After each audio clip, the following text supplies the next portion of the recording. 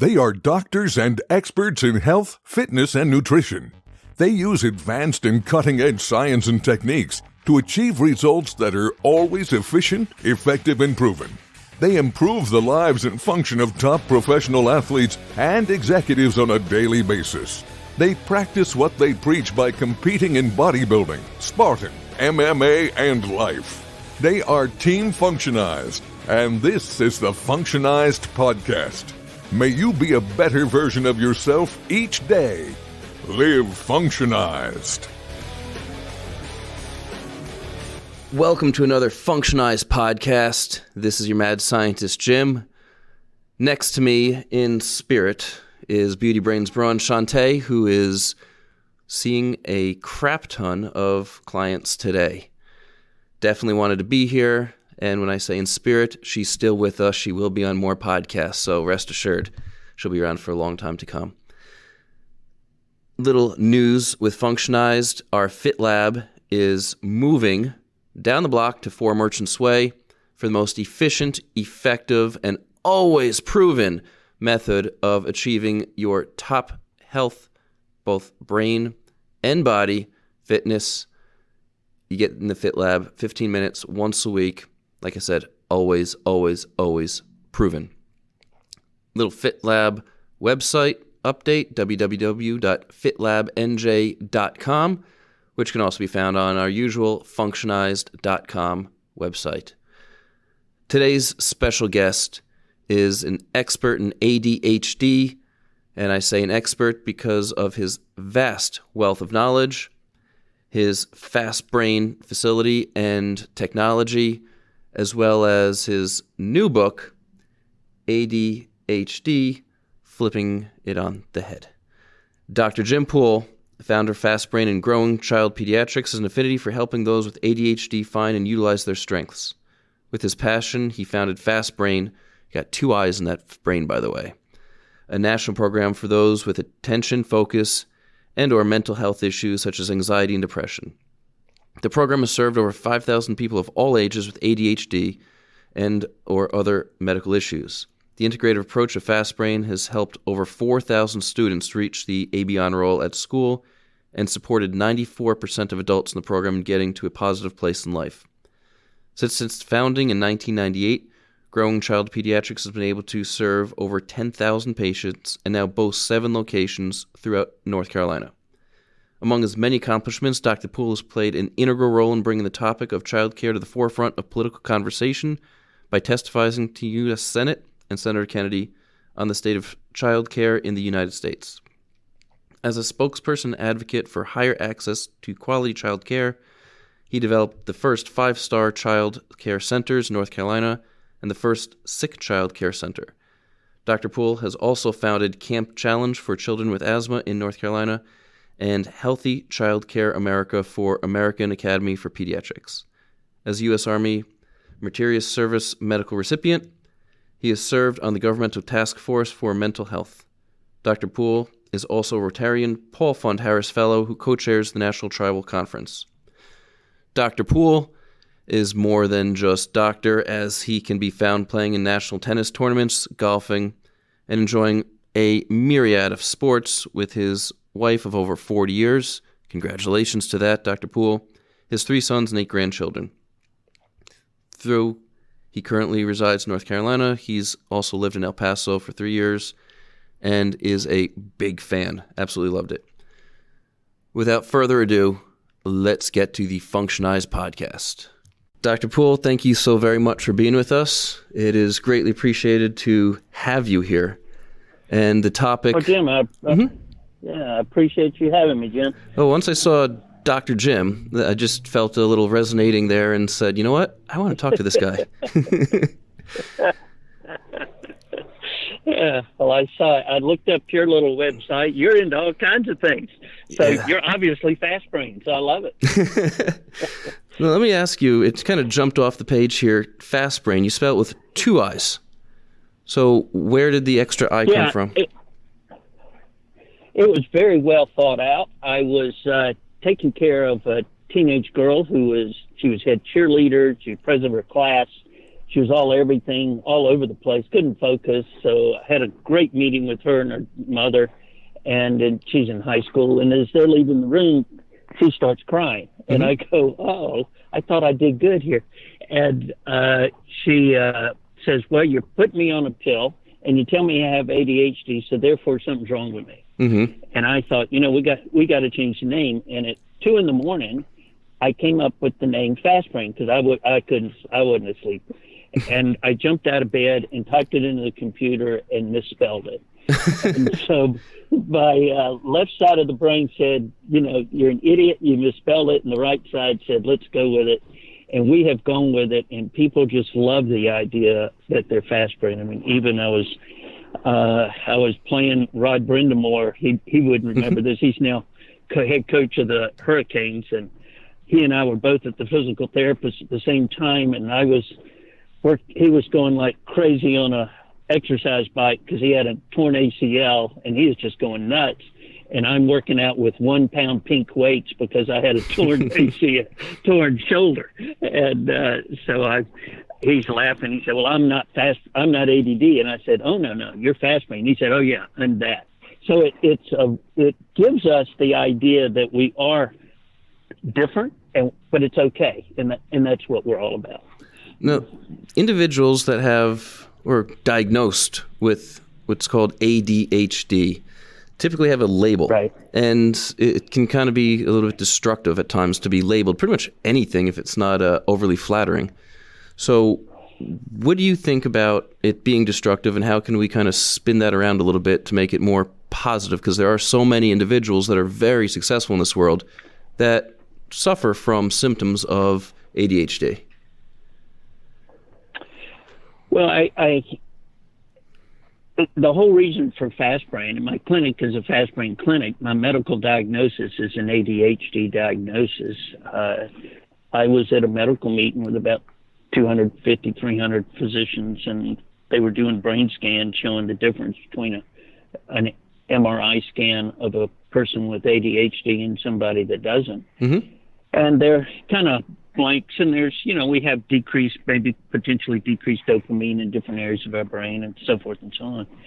And I stood up and I said, well, I went to Clemson, and I have ADD, so I guess my brain's got holes in it too. And everybody laughed. And then I said, so how come I made it through med school? I played college sports. I played tennis. I have the largest pediatric practice in North Carolina. I was head of pediatrics when I was in the Army in Stuttgart, Germany. And you're telling me I have a disability, and you want me to tell my patients they have a disability. I was just livid, because it's not that we have a disability, we're different. So, Jim, if I could tell you one quick story with that, is I look at us as the difference that we're the difference between a racehorse and a plow horse, for instance. A plow horse, plows the North 40, the farmer stops, takes off the reins, goes in, has lunch, comes back, and the horse is still sitting there. And where's the racehorse? You put him in a corral, he goes to all 4 corners of the corral. I've only been to one Kentucky Derby party in my life, and I was invited to this party, and we're standing around, and the race starts on the big screen TV, and the guy says, so what do you do? And I said, well, I have this thing called Fastbraiin. He said, well, what's that like? And I said, well, it's like all those horses. None of them want to get into the chute. And then they took off, and I said, notice none of them run in a straight line. And so everybody laughs. And so then I turned back to the group of about 8 or 9 guys. And one guy says, well, what about that horse 23 in last place on the first turn?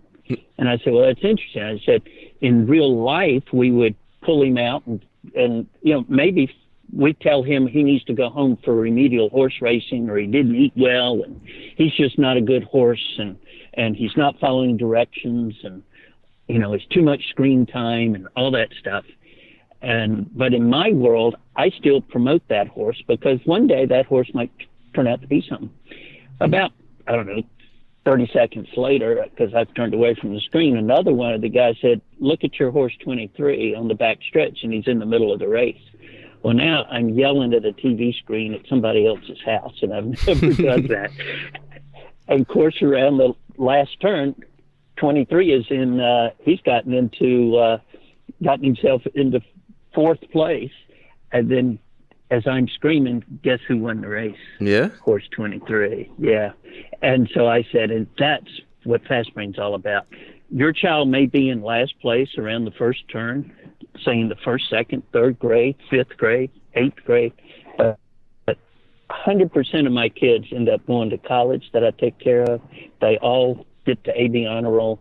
And what the idea is that once they understand that they're okay, then they get out into business and they do phenomenal. And so when you talk about we have the disabilities, I wouldn't say that we have a disability. I would say that we do things differently. And I have strengths. So I would much rather be thought of as my strengths instead of my disabilities, if that makes sense. Absolutely. Mm-hmm. Now, you have quite a distinguished career leading up to this point. Is there any point before that you started, or your schooling, your research? I'm sure you've got to be pretty decent in some sports here, tennis, golf. Is there any point that you actually were struggling yourself? Well, I couldn't get into college in today's world. I mean, you got to have really good grades to get into all the good schools. I mean, I laugh. I went to Clemson, and I'm going to go down, and I'm on the President's Leadership Council, and I kind of laugh at that because now they had 34,000 applicants for 3,400 places. I'm doing a mental health course for the School of Nursing, and I said, I've got somebody that I want you to get in, and I'm talking to the dean. And she said, okay, Jim. I said, well, how hard is it? Oh, not too hard. 4,000 applicants, 187 spots, 4.2 average. Wow. My goodness. Holy cow. So where I struggled is, I have an auditory learning issue. So I have difficulty learning by hearing. So I have to take notes. Mm-hmm. And when I was at first taking notes in med school, I was panicked. I had a 75 draft number. I was headed to Vietnam. Couldn't do the overhead projector. Guy had a crank on it. And by the time I looked up, my working memory wasn't long enough. And I was sitting beside a guy named George Rainsford, and I always laugh. George just frustrated me to death. We were really good friends, but the guy could learn in 2 days, which took me a week to learn. And I said, you're not taking notes? And he said, no, I'm buying them from Mark. And so I ended up buying my notes in med school, and that's what everybody ended up doing. And that's how I got through. So my struggle was a real panic in medical school. And that even continued in my residency, because you would be around the bedside talking, and I would have to take notes and then go study my notes real quick. So, but I learned, Jim, what I learned was that there are ways to adapt. Mm-hmm. And if you look at all the very successful Fastbraiin CEOs and even yourself, we are into all kinds of different things. We adapt real quickly. We try new things. We fail 3 times, and it's okay, because we've learned 3 ways not to do it. And the analytical person will fail once and not try again. So we've got a lot of strengths and that kind of thing. So that's how I kept going. But yeah, my issues were always, and mm-hmm. I stole my brother's Ritalin to get me through med school. Oh, geez, we have some similar paths on some of that stuff. When it comes to caring for others, what have you found to be some of the most critical and successful pieces? My most critical piece is I want the child to understand that they're okay. That's we probably have 2 or 3 tear-jerky moments in my office every day, because some child, or whether that child is 5 or 6, whether they're high school, whether they're college, or whether they're an adult, they realize that they're okay, because I take care of the whole gamut. And when they come in and say, you know what, I realize for the first time I'm okay. So the idea is teaching parents that their child's okay. I give a parent talk twice a month to about anywhere between 40 and 70 parents. And the underlying, when they leave, they all say, you gave me hope for the first time with my child. And that's what it is, that God didn't say, whoops, when he made us. We got to find your child's strength or your personal strength, and then work with the rest of the stuff. Yes, I have, I'm I'm all over the place, and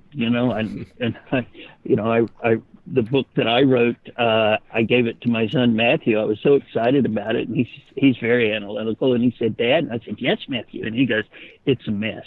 so he redid it, and then my wife looked at it real strong, and she checked all the grammar, and it took us about many months to get back from all my grammar mistakes.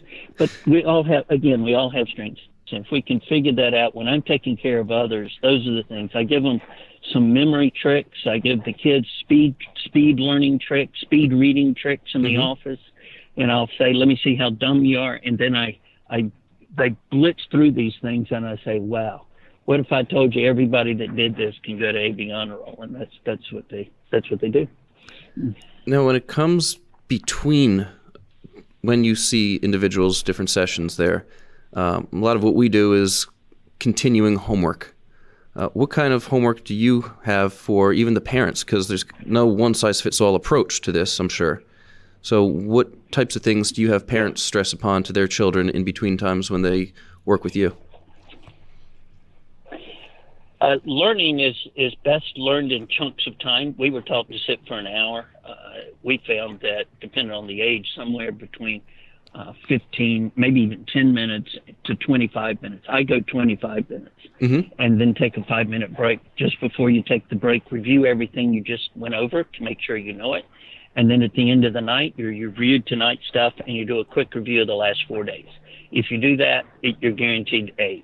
You say, "Well, that's pretty simple," and it is. And that's what we do, and that's what we stress, is how to do that, how to learn, how to read. People read differently. I read with a finger and a 3x5 card. When I do math, I use graph paper.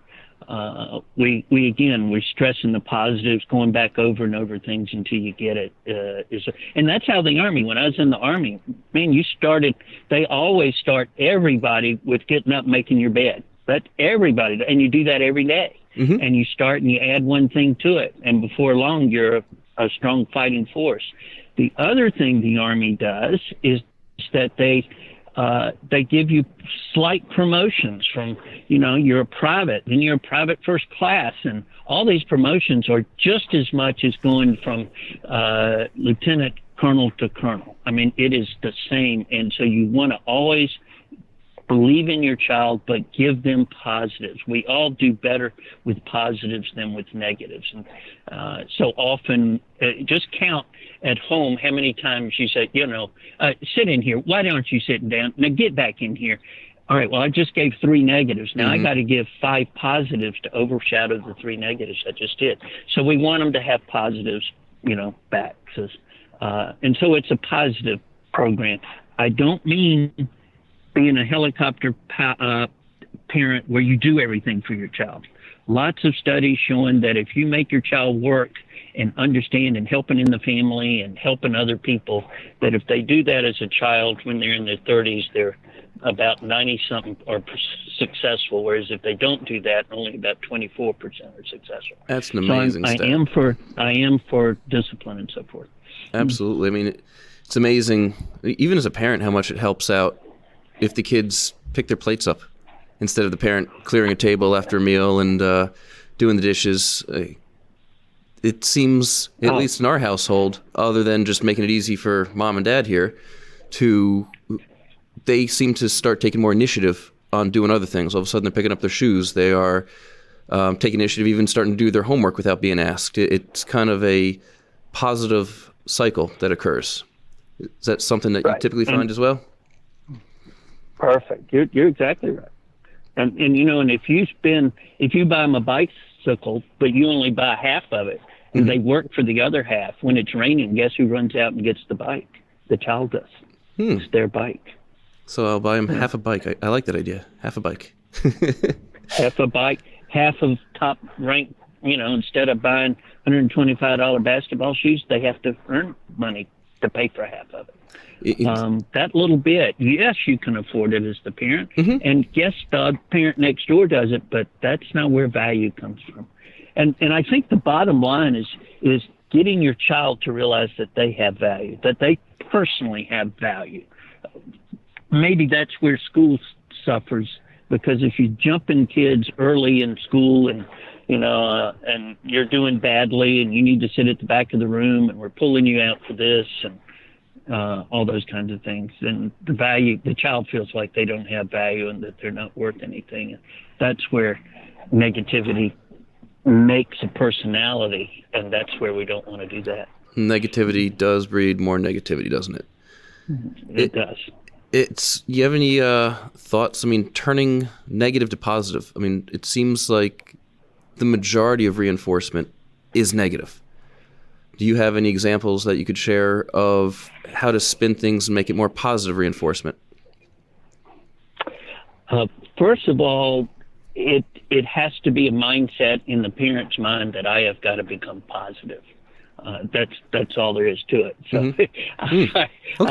we had one the other day where the kid was acting up and said, "Mom, you just get mad at me and you're never positive." And you go, "No, I positively feel you're acting up." But we do have to spin it in a way that is positive, but also you can't get away with stuff either. So, you clean up the room and you've cleaned up half of it. And you say, well, that half looks great. This half doesn't look so good. But I did tell you that half, let's make this half look like that half. Mm-hmm. Maybe you work with your child. If they're going to only clean up 5, you're going to do 95% of the room. Instead of having them go in and then you get mad at them the rest of the time, why not work with them and do it together? And then they finish off doing 5% of the room, and you praise them in front of somebody, and praise them on the telephone when they're listening, or praise them in front of the grandparent. You also, hopefully 5% becomes 10%, 10 becomes 20%, and slowly they see the value of doing it. So and then I believe in a reward system. And you say, well, is that bribery? It's bribery if we're gonna, we're trying to get something bad out of them. But if we're trying to get them to do well, we go to work for a reward of work and a reward to help other people, right, and reward of being paid. I believe in paying the kids. Let them earn their time. The number of, we hadn't even touched on the problems with screen time. I mean, it's a huge problem. It's an addiction. We know these kids, their dopamine response to the good feel of doing the video game, and then parents don't want to take it away because the child will have a tantrum. Oh, my goodness, a tantrum in a child. And it's the same thing with the 2-year-old, having the tantrum in the grocery store. You're looking around to see what other parents are there. And then if you don't see anybody, then you yell at your kid. And if you see somebody, you say, okay, you can have the candy. And so what have we taught them? You could have the candy. Right. So I believe in a 3-pronged system. You give them a warning, you then tell them what's going to happen, and then you act. And then you as a parent do not need to scream. Police officer, last time I got a ticket, I'm saying, oh, please don't do it, please don't do it. And he didn't yell at me. He just quietly wrote the ticket.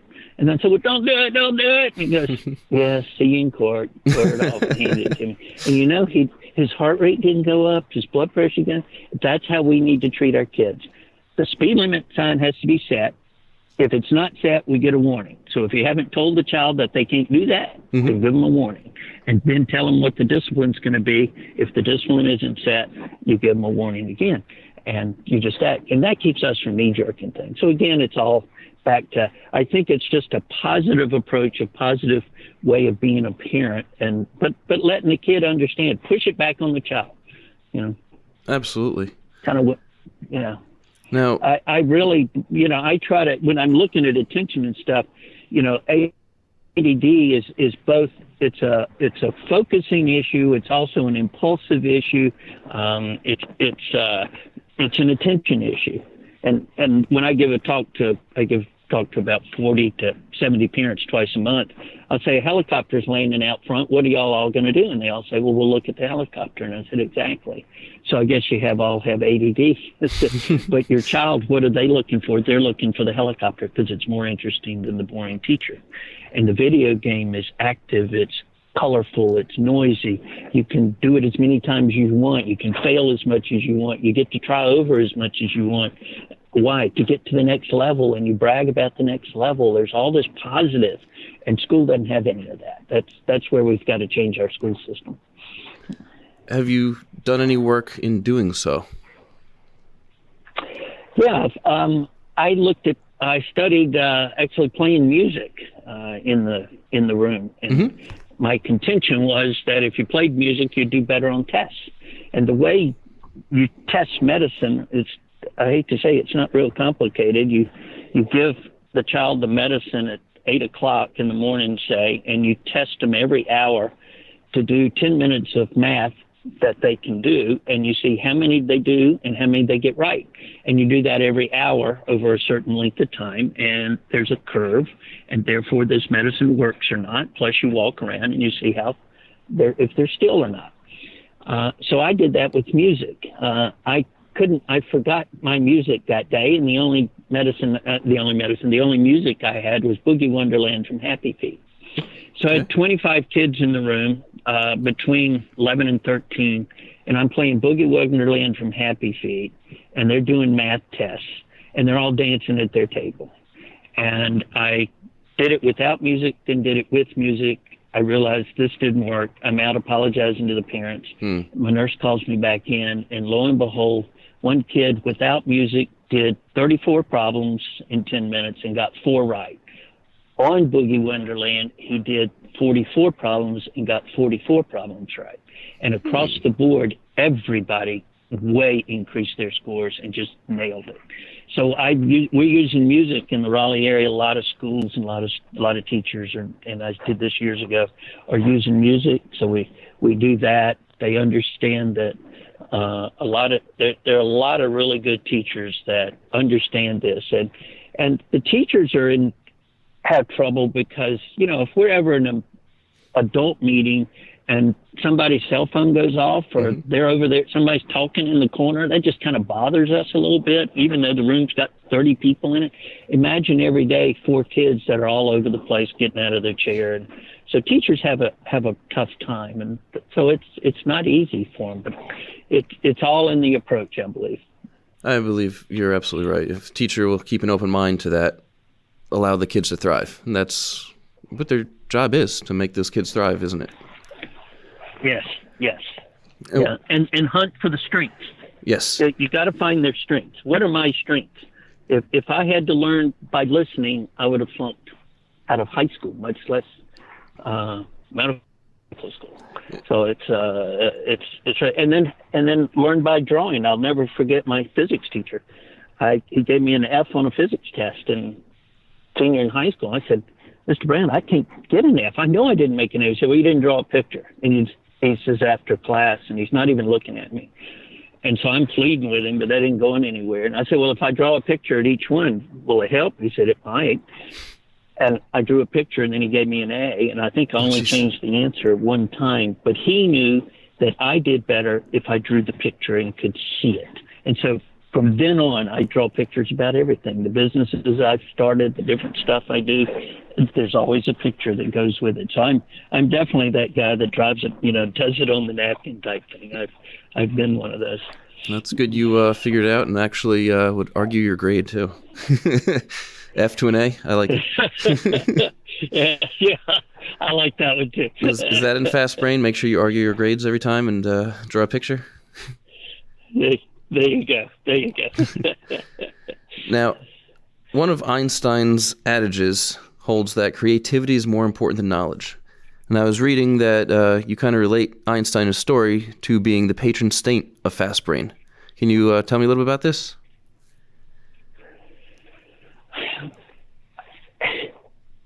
Say just the idea of creativity is so important. Well, if you look in going to a second grade class, you say, how many people in here are artists? And everybody raise their hand. You go into a sixth grade class, how many people are artists? Nobody is. Right. And so maybe Susan is, and that's only one person.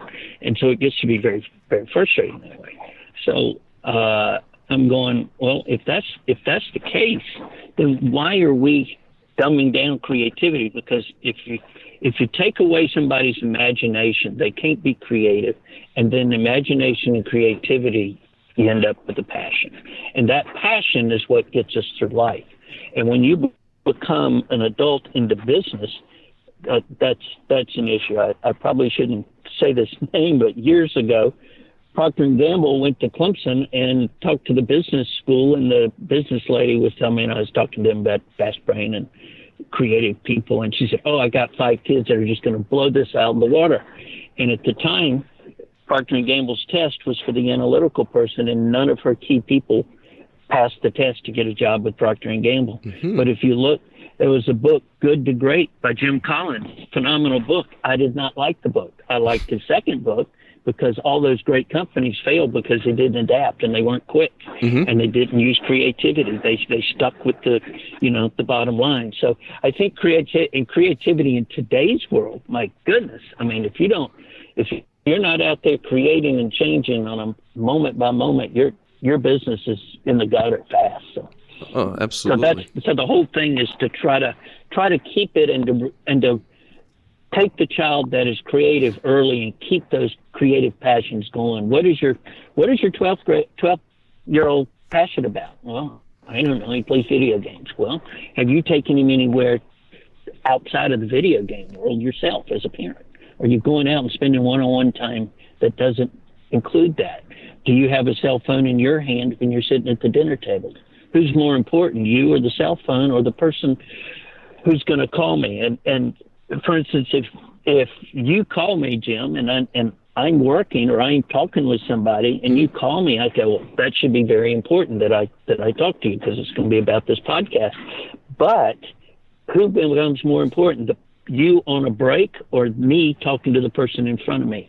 Because everybody that calls me is on a break of some kind. Mm-hmm. So we should not be jumping to those people and responding. So again, no TVs at dinner time, no TVs after supper in the household, no cell phones when we're all sitting around talking or at dinner time.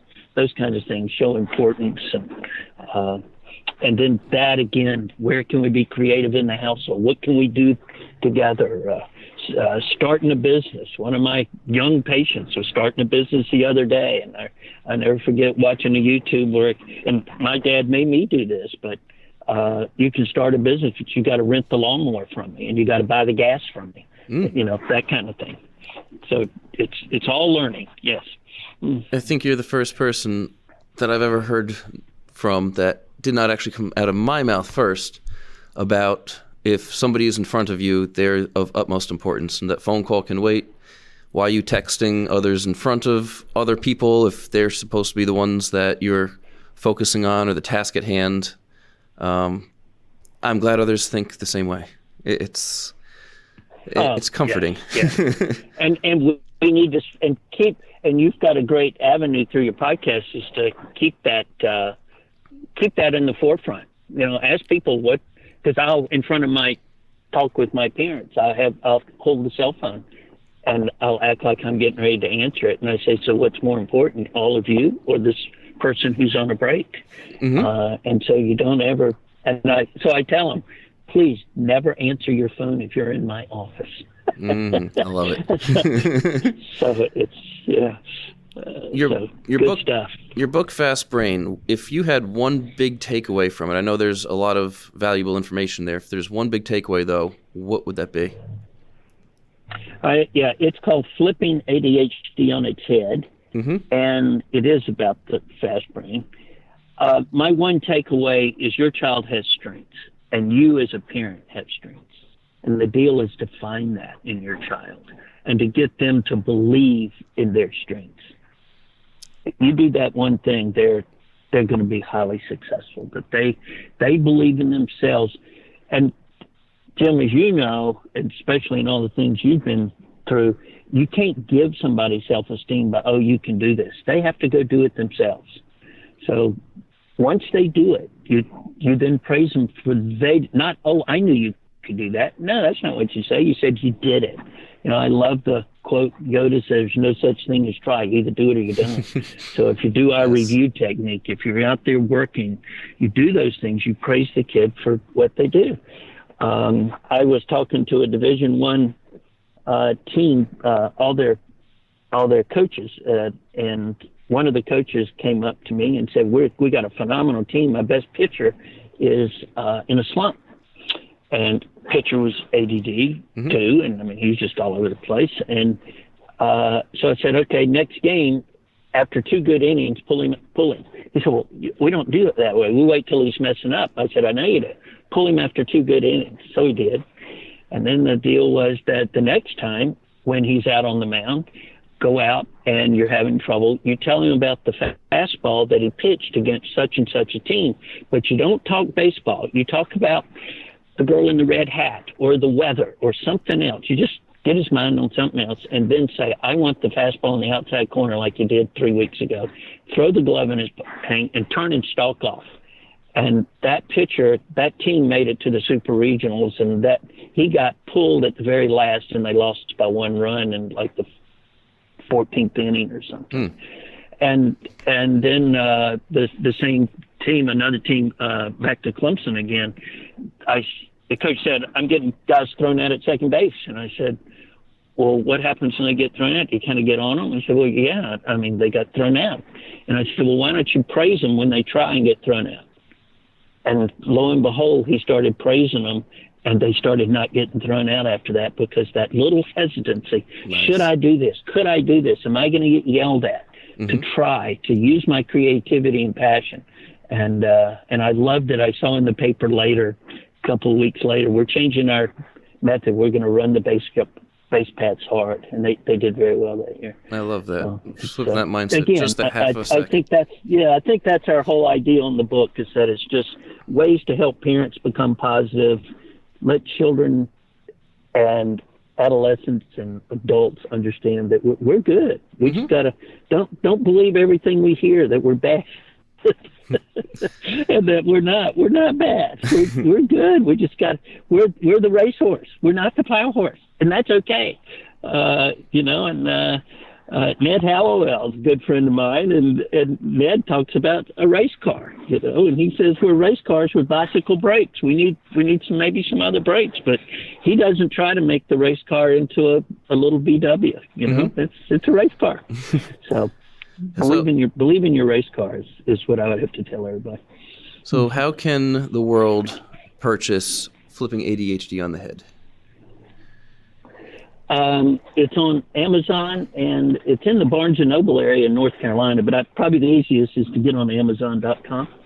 And then we also have a Fastbraiin with 2i's.com website, so I appreciate you letting me say that. Of course. And we are actively involved with changing that whole thing to give people and parents.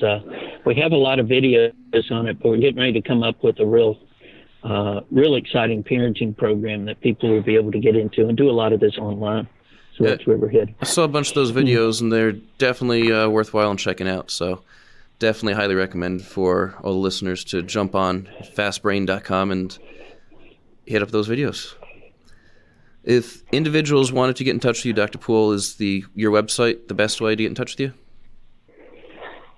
That probably is, yes. Fastbraiin with 2i's.com, and leave a note, and we definitely will get back with you. Excellent. And I'm in Raleigh, North Carolina, and though I can't treat long distance, unfortunately, medicine doesn't allow us to do that. But be glad to answer, global questions and help you see if you need help in different ways. And we can talk about medicine. I do use medicine, but I also use diet, exercise, music, supplements. There's a lot you can utilize to help your child. Time management deals, help in the school, learning chunks.